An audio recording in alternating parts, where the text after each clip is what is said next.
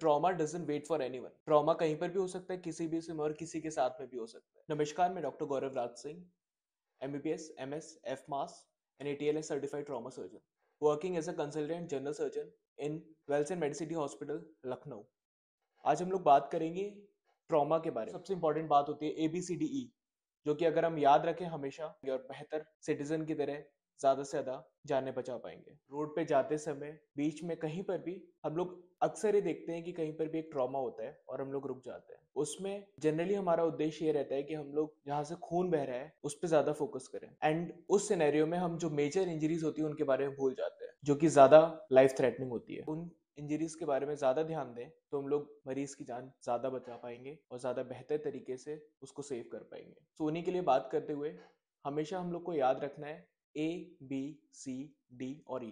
ATLS यानी कि advance trauma life support के अनुसार ABCDE का सबसे अधिक महत्व है किसी भी जान को बचाने के लिए ट्रॉमा सेटिंग में। A से आता है airway with cervical spine stabilisation. मतलब कि सबसे पहले जब हम लोग किसी भी मरीज को देखते हैं या फिर किसी भी विक्टिम को देखते हैं जो कि ट्रॉमा से ग्रसित है, उसको सबसे पहले हम लोग को एक प्रॉपर सेटिंग में लेकर जाना है। एयरवे के लिए हमें ध्यान रखना है कि इज ही ब्रीदिंग और नॉट, क्या वो सांस ले पा रहा है। उससे बात करने का प्रयास करेंगे, क्या वो ठीक से बात कर पा रहा है। यहाँ पर हमारा मोस्ट इंपॉर्टेंट उद्देश्य ये होता है कि हम लोग देख पाए जो सांस का जो रास्ता है मरीज का, क्या वो पेटेंट है या नहीं है। अगर नहीं है तो हमें इमरजेंसी प्रोसीजर के लिए एक अलग से सांस का रास्ता देने की आवश्यकता पड़ती है। ब्रीदिंग का मोस्ट इंपॉर्टेंट फैक्टर है उसके लंग्स से, यानी कि क्या उसके फेफड़े ठीक से एक्सपेंड और रिलैक्स हो पा रहे हैं या नहीं, जिसके अनुसार क्या वो ठीक से सांस ले पा रहा है या नहीं ले पा रहा है, जो हवा उसको मिल रही है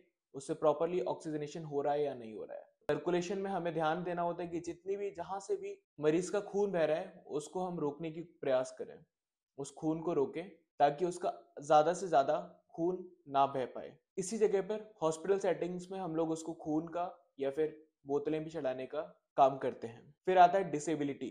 डिसेबिलिटी में हमें याद रखना होता है क्या मरीज ठीक से अपनी क्रिया कर पा रहा है या नहीं कर पा रहा है, चल पा रहा है या नहीं चल पा रहा है।